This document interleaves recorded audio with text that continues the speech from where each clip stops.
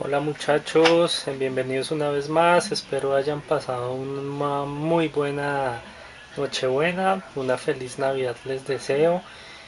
La verdad esta mañana me tomó de sorpresa que hubiera capítulo de One Piece y bueno, hasta ahorita regreso de una reunión familiar y eso y pues la verdad el capítulo me pareció bastante interesante, tiene muchas cosas ¿cómo explicarlo? O sea, aunque no hay mucha acción, hay mucho cabo suelto que nos permite pensar mucho acerca de cosas que se vienen o cosas importantes. Entonces básicamente me voy a centrar en eso. Creo que no da para una review tan larga, pero pues al igual que el capítulo anterior me sigue pareciendo bueno, o sea, bastante bueno. Entonces, simplemente empecemos. Voy a empezar un poquito por la primera impresión que me dejó el capítulo y es que no entiendo para qué Oda, digamos, se puso a meter a este personaje del príncipe Cavendish. Rebeca, pues obviamente sí, porque está directamente relacionado con el ex rey Riku y pues toda la familia, el cuento de Dressrosa, el soldado. Pero lo que no veo es lo de Cavendish y algo que volvió a hacer en este capítulo y fue presentarnos unos personajes nuevos. Hay uno que era un piromancer, otro era un domador de leones, bueno, un poco de personajes que al final vimos que realmente quedaron desmayados y pues se supone que si va a haber un ganador del bloque de esos personajes van a quedar en el olvido. Entonces realmente la primera impresión es para qué meter tanto personaje. O sea, yo me llevaría la misma sorpresa si hubiera presentado los personajes o no los hubiera presentado desde que aparezca alguien incógnito y haga desmayar a todo el mundo y gane el torneo, pero pues entonces el bloque. Entonces realmente pues esa es la primera impresión. Ya yendo en orden, entonces por ejemplo cosas importantes que saco de este capítulo. Por ejemplo el deseo de Rebeca cuando está peleando con el man de la espada, Suleiman creo que es. Dice que el deseo de ella es vivir con el señor soldado. O sea, ahí sabemos que ella no sabe que es el papá. Entonces mi pregunta es, si el deseo de Rebeca es vivir con el soldado y más adelante la temática del soldado un poquito nos muestra que aun siendo un juguete, pues ellos como que envejecen, su cuerpo se va oxidando, se va volviendo viejo, se puede romper el juguete y morirse, me imagino que la persona. Entonces realmente, ¿qué podría pasar en caso de que el soldado muera en esta saga? ¿Qué pasa con Rebeca? Porque el hecho de ella no es tanto gobernar o ser parte de la realeza, sino es vivir con el soldado. Entonces, eso me suena un poquito con doble sentido, ¿sí? Porque uno no sabe si de pronto como se ven las cosas de sobreviva al soldado y se queden volviendo otra vez el reino de Rico ahí en Dressrosa y el cuento, o que de pronto se muera el soldado y por petición de este Rebeca saque adelante Dressrosa, o definitivamente que Rebeca ya al no tener un propósito se decide ir con Luffy y eso. Repito que no me gustaría a Rebeca en, en, la, en el barco de Luffy. Bueno, acá hay algo interesante con este personaje Orlumbus, o sea, me había parecido interesante, se me parecía mucho al pirata que había salido en Punk Hazard, que era como súbdito de César Clone, es muy parecido a las facciones, me parecía interesante el personaje, pero ya sabemos cómo acabó el capítulo y pues por favor, ¿para qué, repito, para qué introducir dos páginas de personajes cuando no van a hacer un carajo? Eh,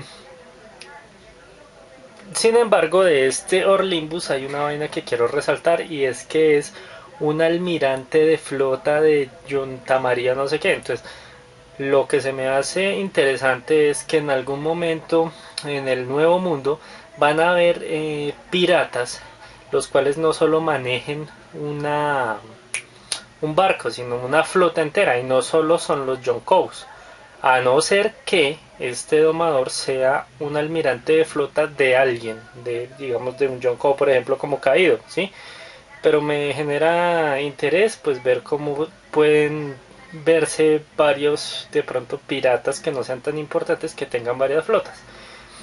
Eh, Al soldado, bueno, entonces nos dice ahí, nos muestra un poco de cosas con Rebeca en el pasado, nos confirma que se puede oxidar, que se puede romper. Hay algo interesante y es ver, o sea, por qué es tan rápido, por qué es tan poderoso, ¿cierto? Y lo que no me llama mucho la atención o me dejó con intriga es por qué dicen los Tontata que lo que quiere hacer el soldado es ir y dispararle a Doflamingo. Entonces, en ese sentido, no creo que el soldado que ya planee una estrategia de cómo derrocar a Doflamingo, pues su fin sea dispararle, a no ser que sea un arma especial, sepa el secreto del fruto de Doflamingo, cómo contrarrestarlo. Entonces eso genera bastante duda porque pues uno diría, pues, con un disparo cómo va a derrotar a Doflamingo. Eso. Nos muestran un poquito de cómo es lo del puerto otra vez y ya nos diferencian un poco. En el capítulo anterior nos habían mostrado solo ese edificio que es así todo chistoso, que yo pensaba que era la fábrica y resulta que no es la fábrica, sino son como los cuarteles generales, ¿sí? Como el centro de operaciones donde está Sugar y Trébol. A un lado de donde está el puerto y está ese HQ está la fábrica. Entonces esto yo creo que ordena un poquito mejor las cosas porque en cierto modo si Trébol y Sugar están en los headquarters, ahí sí tiene sentido que Delinger y la OG vayan a la fábrica a defenderla. Eso sí tiene más sentido y va a dar un poquito más de orden en cómo se desarrollan las cosas. Me dejaron impresionados los Tontatas, o sea, la fuerza que ya habíamos visto que ellos eran muy veloces, desvestían a las personas, tal cosa, pero la fuerza que tienen, o sea, con una técnica le pegaron en la cabeza y los mandaron contra el piso y tenaz. Entonces, súper interesante lo de los Tontatas.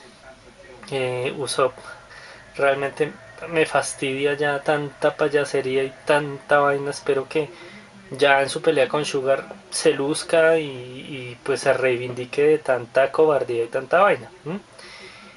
Y hay cosas sueltas de las que digo que por ejemplo es esto. Los Tontatas siempre están pensando que Usoland, Frankland, bueno, todos los sombrero de paja son descendientes de Norland, ¿sí? Entonces, como ustedes saben, Norland nos lo mostraron en Skypiea de hace muchos años, la cosa. Entonces a Norland como tal nunca han explicado bien quién era Norland. Lo que pasa es que los Tontatas acá hablan de tantas leyendas que ustedes saben que en One Piece tanta leyenda casi siempre es verdad. Entonces es interesante cuando acá los Tontatas nos dicen que sí, que eso como se van ahorita a asustar con una niña, digamos con Sugar y eso. Si es que los descendientes de Norland se podían hacer cargo incluso de los Sea Kings. O con eso, muchachos. Yo lo leí de Manga Stream y en la traducción decía se podían hacer casos de los Sea Kings. Primero que todo, hacer caso no quiere, hacer cargo no quiere decir matarlos, pues podría interpretarse como adiestrarlos, controlarlos. En otras traducciones vi que eran como monstruos del mar, pero acá son los Sea Kings. Y si ustedes saben, los Sea Kings son los que van a cargar, digamos, a Noah y los bichos más poderosos del mar, ¿sí? Entonces es interesante porque nos deja abierta una posibilidad de que Norland de alguna forma pudiera controlar a los Sea Kings. Entonces eso para mí es un cabo suelto importante que de pronto no todo el mundo le da mucha importancia, pero que yo sí lo veo ahí como un cabo suelto. Entonces, después de eso, bueno, es lo de... Ah, bueno, que por ejemplo no sé por qué lo conocían al pequeño soldado como Thunder Soldier, como el soldado rayo. Muy seguramente por su velocidad, pero es que es como si fuera conocido en el Coliseo. Y viene el misterio que nos deja pensando mucho y es lo que pasa en el Coliseo y retomando con lo que empecé. Nos muestran un poco de personajes nuevos, nos dicen que quedan 30 personajes más o menos de pie en el bloque D. Nos muestran un Cavendish sin ningún rasguño. No sé qué pasaría con la gordita que estaba colaborando con Rebeca. Pero bueno, nos muestran nuevos personajes, nos dicen que quedan 30 y en la última página aparece todo el mundo desmayado. ¿Mm? Y ya, todo el mundo desmayado. Y aparentemente está Bartolomeo y Sabo viendo como desde un palco, ¿no? Y ojo con esto, los invito a que vean la de Manga Stream, porque no en todo lado lo dijeron así. En Manga Stream dice, lo voy a leer textualmente, dice: he escuchado que esto ha pasado anteriormente, pero, y cortan ahí la leyenda, o sea, Sao dice eso y siguió hablando, pero pues eso no lo muestran. En otras publicaciones dijeron, había escuchado un rumor de esto, entonces son cosas totalmente diferentes. Por ejemplo, pregunto yo, ¿por qué Sao iba a saber ya cosas del Coliseo como tal? ¿Sí? Eso para mí es un cabo suelto. ¿Por qué Sao o el ejército revolucionario sabía ya qué pasaba en el Coliseo y en el torneo? ¿Mm? Aparte de eso, en toda la mayoría de traducciones, el narrador del torneo dice, ¿what? ¿Cómo qué? ¿Qué pasó? No sé qué. En la de Manga Stream ponen una S y ahí se corta. Entonces, son bobadas, ¿sí? Pueden ser cosas de traducción. Pero me llama mucho la atención qué pasa donde este relator fuera a mencionar a una persona que empieza por ese.